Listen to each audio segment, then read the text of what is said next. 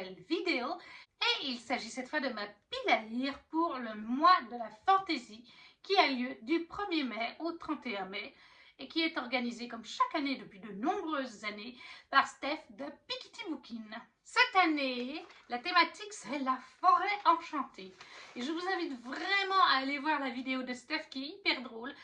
On a 4 menus avec 3 sous-catégories à chaque fois, donc 12 catégories en tout.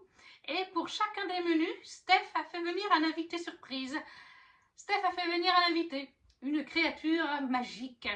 C'est bien sûr Steph qui se déguise, mais c'est super drôle. Et je ne peux que vous conseiller d'aller donc voir cette vidéo, dont vous retrouverez le lien de la vidéo en barre d'infos, juste en dessous. Elle a aussi fait un puzzle, avec un site de puzzle, très joli. Alors les grands exemplaires, il n'y en a plus. Les 500 pièces, elle l'a déjà dit, il n'y en a plus.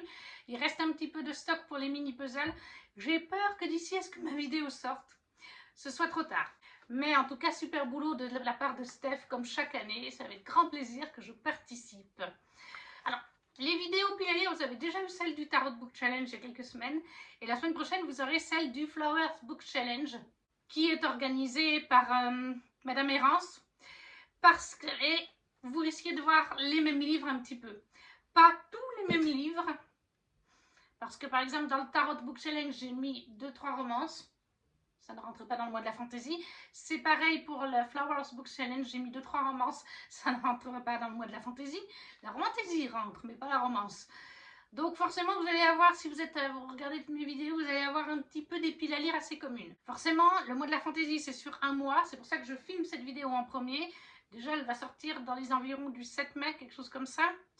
Puisque là, on est le 29 avril. J'ai préféré tourner celle-là avant le Flowers Book Challenge. Même si ma pile à lire du Flowers est prête depuis déjà plus d'une semaine, depuis une bonne semaine. Parce qu'en fait, tout simplement que le Flowers dure 2 mois. Le mois de la fantaisie dure 1 mois, au mois de mai. Les Flowers, mai et juin. Et le Tarot, c'était avril et mai. C'est pour ça que vous avez des lectures qui se regroupent, puisque les 3 challenges ont le mois de mai en commun. Alors, on va commencer tout de suite avec donc le premier menu, qui est la sorcière Griselda. En plus, Steph nous fait des petits jeux de mots dans ses menus. Et la première sous-catégorie n'avait pas d'intitulé, de titre, simplement des mots-clés. Sorcière, sorcellerie et ésotérisme. Alors j'ai un petit peu galéré. Et finalement, j'ai trouvé un livre. J'ai mis Lady Helen, le tome 1 d'Alison Goodman, paru chez Gallimard. Ça va aussi avec une autre rubrique de ce challenge que je vous dirai plus tard. Parce que ce roman est là depuis un grand moment dans ma pile à lire. Depuis que Kimi l'a lu en 2021, je crois, fin 2020, début d'année 2021, il me semble. Ou alors fin 2021, début d'année 2022. Mais ça fait un grand moment qu'il est dans ma pile à lire et je vois qu'il a pris un coup. Il vient de tomber à l'instant. J'ai coupé au montage à cause du chat qui voulait sortir et il est cassé. Je suis contente. Merci le chat. Ça me fait plaisir. Bref. Dans Lady Helen, je sais qu'on est à l'époque un petit peu dans les années Bridgerton. Ouais, on ne nous donne pas vraiment la date. Oui, 1812. Donc voilà, dans les années un peu Bridgerton, en Angleterre, avec les bals et tout ça, les jeunes femmes qui cherchent un parti. Et en fait, Lady Helen va se rendre compte qu'elle a des sortes de pouvoirs. Oui, voilà, d'étranges pouvoirs. Mais acceptera-t-elle de renoncer à une vie faite de privilèges et d'insouciance pour basculer dans un monde terrifiant? Parce que du coup, avec ses pouvoirs, elle va se faire proposer ou elle va vouloir aider à résoudre des enquêtes ou quelque chose comme ça. Voilà, des meurtres sanglants. Et elle va rencontrer Lord Carlston, un homme à la réputation sulfureuse. Il appartient au club des mauvais jours, une police secrète chargée de combattre les démons qui ont infiltré toutes les couches de la société. C'est pour ça que je pense que sorcellerie, sorcière, ésotérisme, je pense quand même que les pouvoirs qu'elle a, c'est plus côté ésotérisme et sorcellerie, magie. Je pense, à moins que ce soit démoniaque. Mais ça reste quand même dans l'ésotérisme. Ça reste de la magie. Moi, j'estime que ça rentre tout à fait. Donc, Lady Helen, le tome 1 d'Alison Goodman chez Gallimard Jeunesse. Ensuite, la sous-catégorie 2, c'est la forêt itinérante, avec comme mot-clé bonne aventure, tarot, créature hors normes, clan. J'ai un petit peu galéré, puis je me suis dit, je vais jouer sur les mots clan, les créatures hors normes, parce que ce sont des créatures hors normes. Et je me suis mis une relecture. Il y a des poils de chat partout. Et il est tombé par terre lui aussi. Le Clan Bennett, le tome 1 de T.J. Klune, chez les éditions Bookmark, dans les magnifiques éditions collector que je vous ai montré il y a quelques temps en vidéo. Roland Blabla. C'est pour ça que j'ai envie de les relire, tout simplement. J'ai déjà lu les tomes 1 et 2, mais dans ces magnifiques éditions, j'ai juste envie de replonger dans cet univers. Vous avez des en-têtes de menu, il y a quelques petites illustrations noir et blanc, il y a des illustrations à la fin en couleur, donc j'ai juste envie de me refaire la saga, les 2 premiers tomes et de continuer. Dans le Clan Bennett, on va suivre en fait, dans le tome 1, c'est une homoromance, donc relation MM. On va suivre en fait Ox, qui est un petit garçon. Il va être abandonné, lui et sa maman, par le papa. Et on va le voir grandir au fil des années, jusqu'au jour où des voisins débarquent. Avec plein d'enfants, dont le plus jeune, Joe, qui va de suite se lier avec Ox. Joe ne parle plus depuis un incident qui s'est passé il y a quelques temps en arrière. Il ne parle à plus personne, même à sa maman.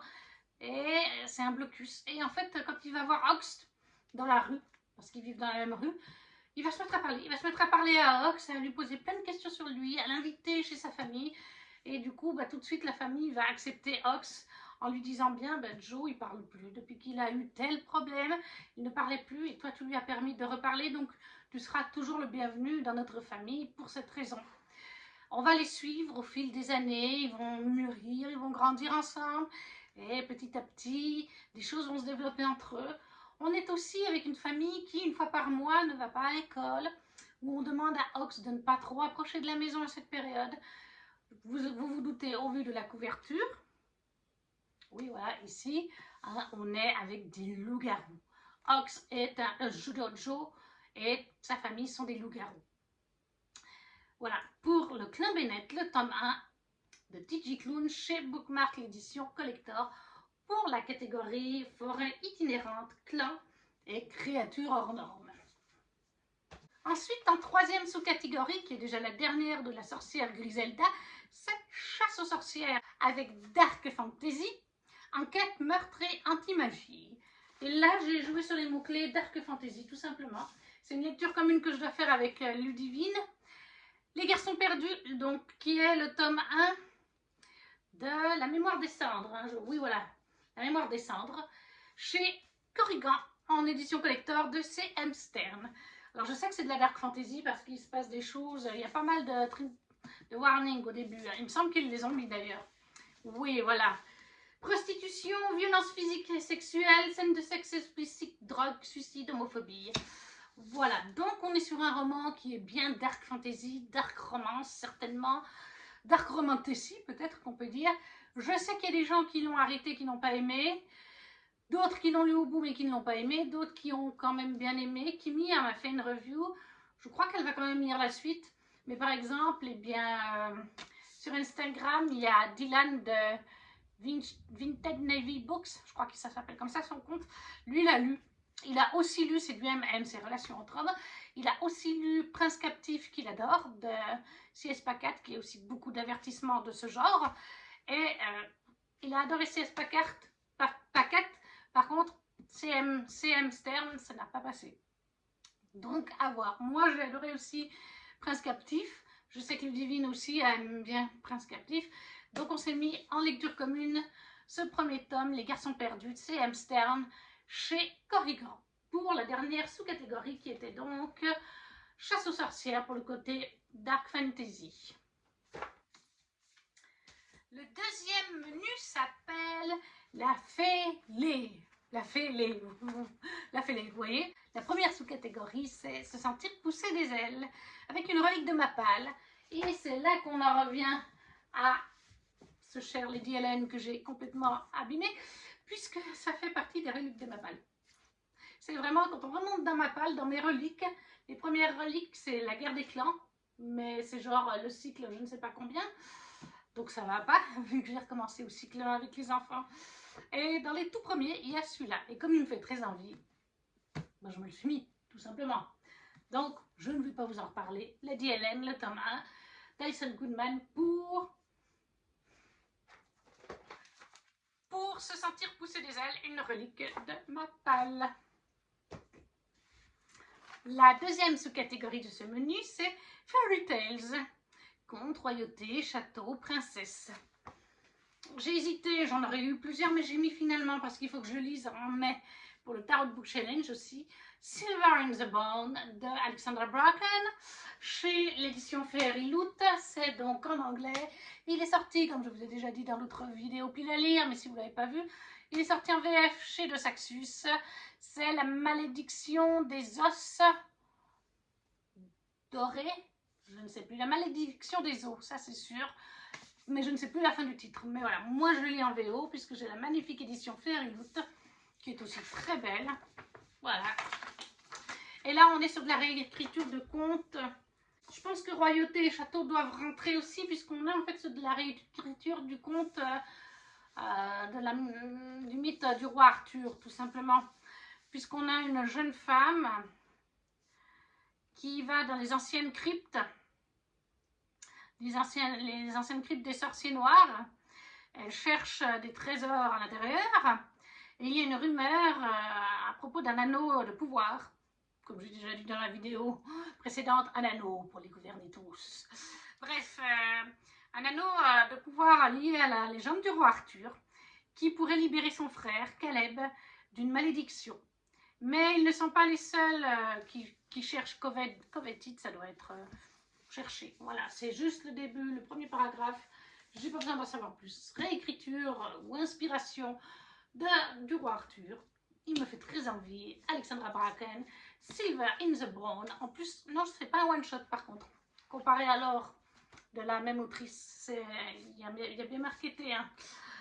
Et ça, c'est donc pour la sous-catégorie Fairy Tales, conte, royauté, château, princesse. Je pense que princesse, ça ne rentre pas. Mais les autres mots-clés, je pense qu'on est plutôt pas mal. On arrive déjà à la dernière sous-catégorie de ce menu.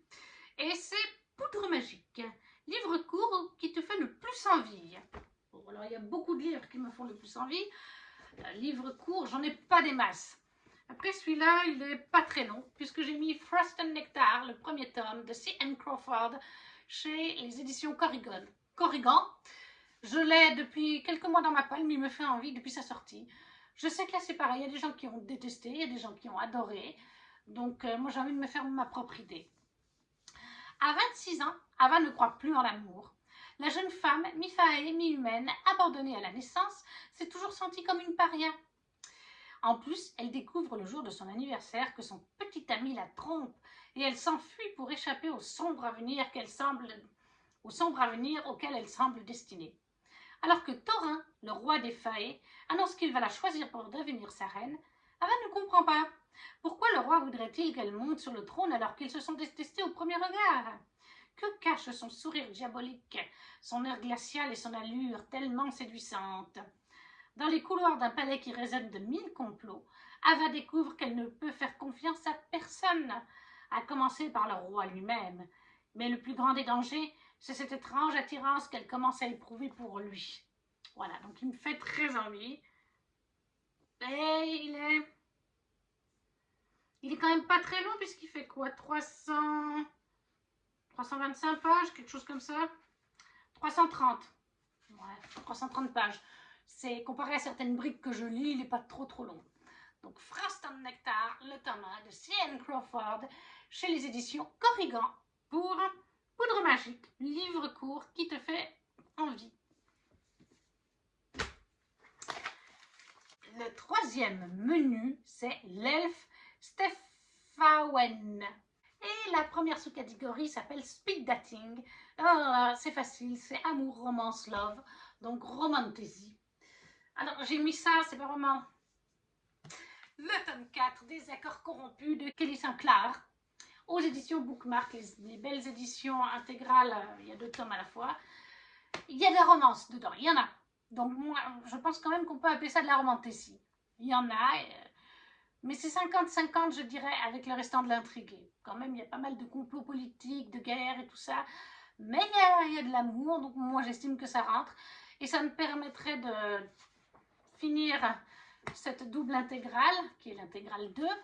Il ne me restera plus que les nouvelles pour après avoir fini une saga. C'est aussi un de mes goals cette année, c'est d'avancer mes sagas ou d'en terminer. Dans les accords corrompus, on va suivre Olenna, qui est la Tatuma du royaume de Osolis, un royaume chaud. On est dans un univers de fantasy inventé.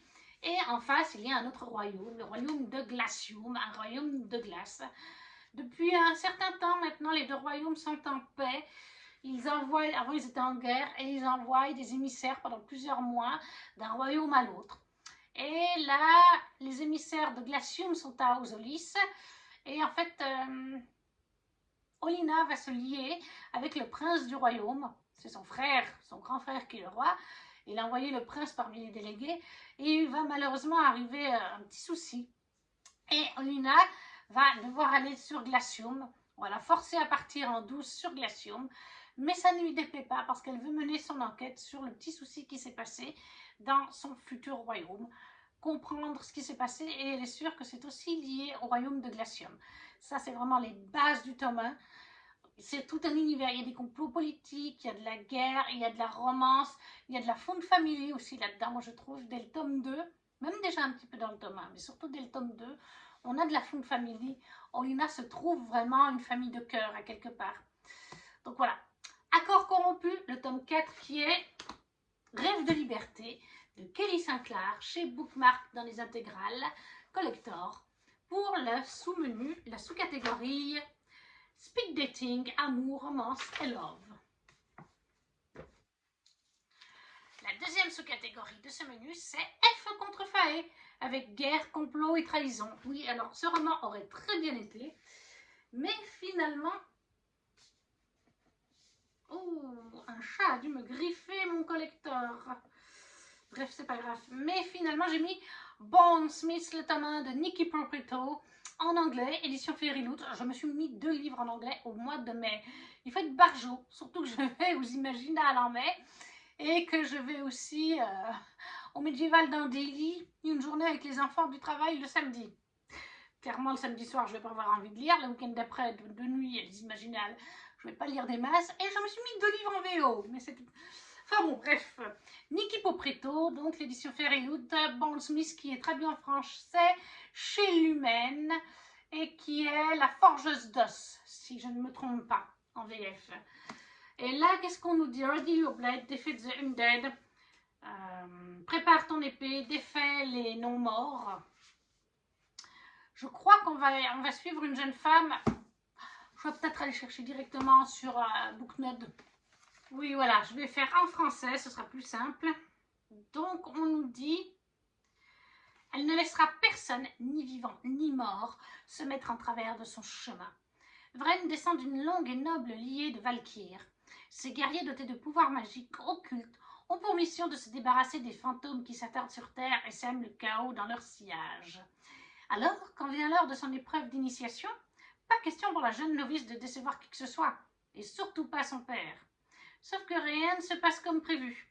Pire, son échec lui vaut d'être banni et envoyé au plus près de la faille, un no man's land qui grouille de revenants plus vicieux et imprévisibles les uns que les autres.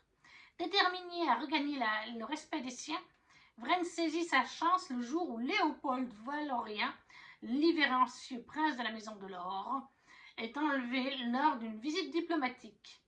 La jeune fille jure de tout faire pour le retrouver, quitte à affronter une armée de créatures venues d'outre-tombe, et à s'associer avec Julian, redoutable combattant, pourtant issu d'un clan ennemi.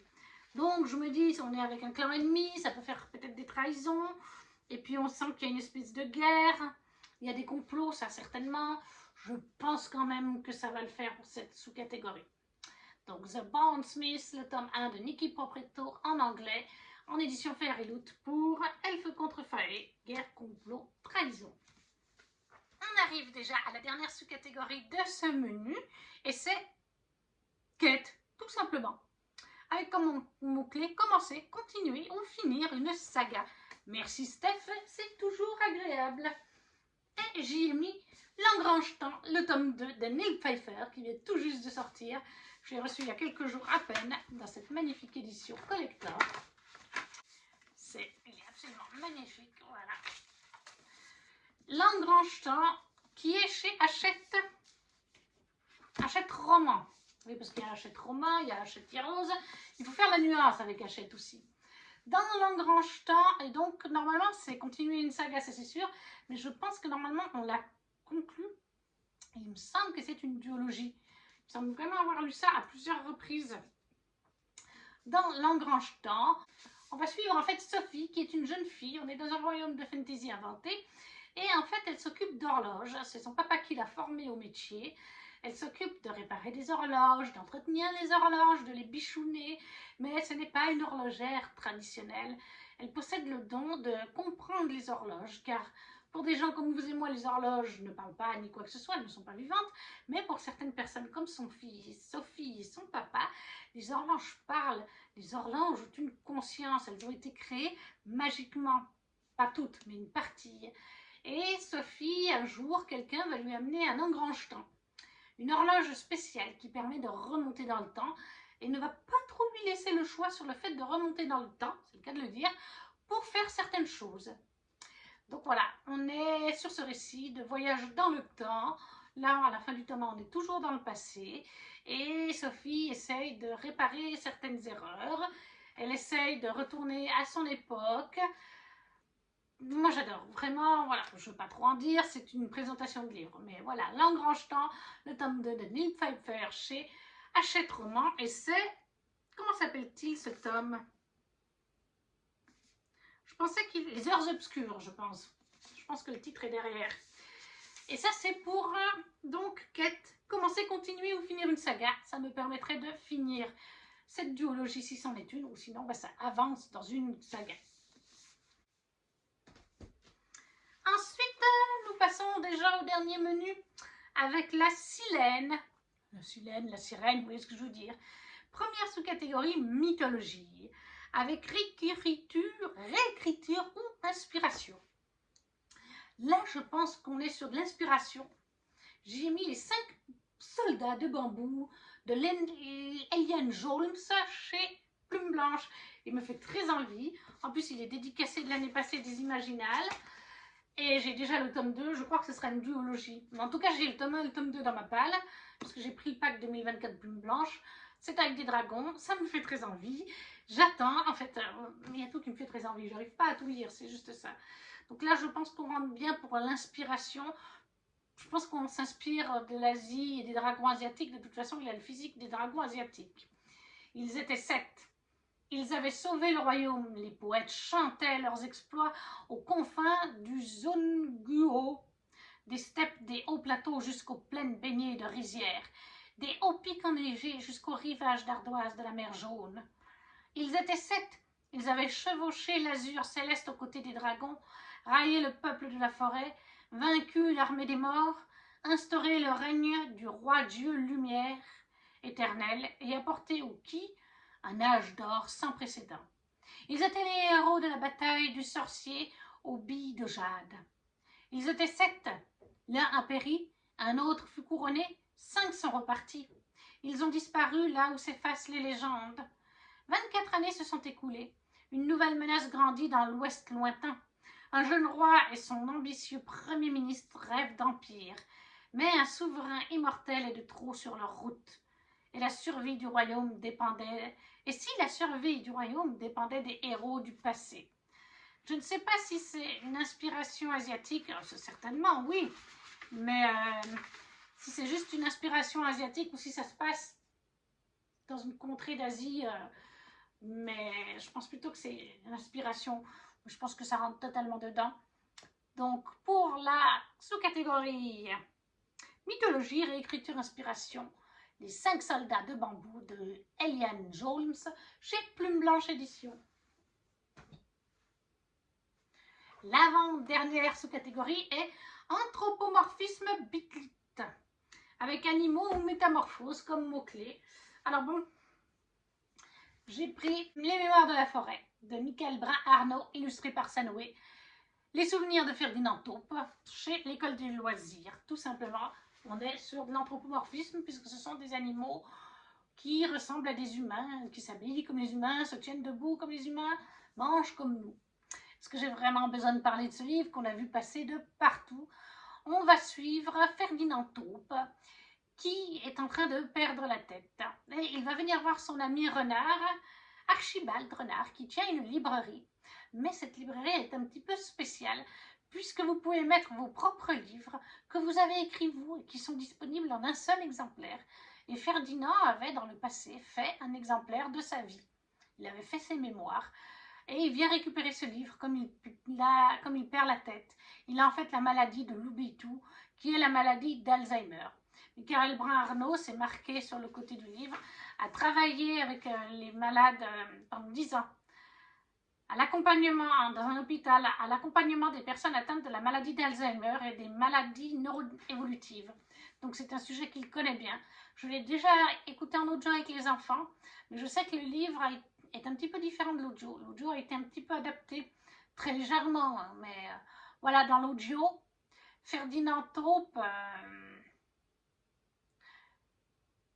cherche son livre pour ses mémoires, alors que dans l'audio, en fait, il va dire le prénom de Maude, et même Archibald, qui connaît depuis des années Ferdinand, ne sait pas qui est Maude. Personne ne connaît Maude, et notre petite taupe ne sait plus qui est Maude, mais il sait qu'elle était importante. Donc voilà, les deux différences, c'est ça, c'est que dans l'audio, ils vont partir à la recherche de Maude, alors que dans le livre, ils partent à la recherche du mémoire de Ferdinand, mais qui est certainement lié à Maude. Hein. C'est juste un tout petit détail qui a été changé. Mais j'ai envie de le lire en livre et de me prendre la suite surtout en livre. Donc Les Mémoires de la forêt de Michael Brun-Arnault, illustré par Sanoé à l'école des loisirs pour la sous-catégorie anthropomorphisme Biglit, côté animaux et anthropomorphisme. Le dernier livre sera un e-book pour la dernière sous-catégorie qui est Lac enchanté, avec comme mot-clé sirène, piraterie, bateau, eau. Et là, j'y ai mis le tome 0.5 de La carte des confins de Marie Réplin chez PKJ. Alors là, bref résumé, parce que je l'ai commencé il y a quelques mois, mais je l'ai mis sur pause. Non pas que je l'aimais pas, mais j'avais trop de lecture. Puis c'est une lecture plutôt d'été, je trouve, ou de printemps. Mais on va suivre, en fait, on est dans le passé, avant le tome 1 et 2. Et on va suivre, en fait... Bold, voilà. En gros, ça va être l'histoire de Bold qu'on a découvert dans les tomes 1 et 2, qui était, si je me souviens bien, le second du capitaine. Là, ça va être son histoire, comment il en est venu à être qui il est.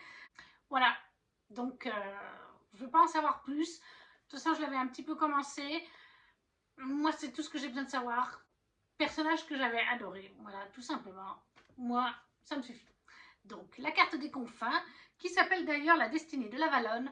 C'est marqué 2.5, mais je trouve plutôt que c'est un 0.5, puisqu'on est des années avant le tome 1 et 2. Pour la sous-catégorie de Lac enchanté, avec les pirates, bateaux et eau, on est totalement dedans. Je ne sais plus s'il y a des sirènes. Je ne sais plus. Il me semble qu'il n'y en a pas. Mais ça correspond pour pratiquement tous les mots-clés. Donc, on n'est pas trop mal. Est-ce que je vais arriver à tout prendre une seule fois? Oui! Voilà, comme ça, je n'ai pas besoin de vous couper au montage pendant que je prends mes livres. Oula! C'est toujours un peu délicat quand on filme dans la chambre, mais j'aime bien maintenant filmer avec les bibliothèques quand même. Avec les collections Disney, c'est aussi très joli, mais dans le nouvel appartement, la manière dont j'ai mis les vitrines, le décor derrière moi, la vitrine ne prend, il n'y a qu'une vitrine, on voit sur les côtés, on voit les murs, on voit l'arbre à chat, bon là vous voyez aussi le tunnel à chat, mais je pense que pour les vidéos de livres, c'est quand même bien de filmer avec les bibliothèques qui sont derrière moi et sur le côté. Voici ma pile à livres avec 11 livres pour 12 catégories.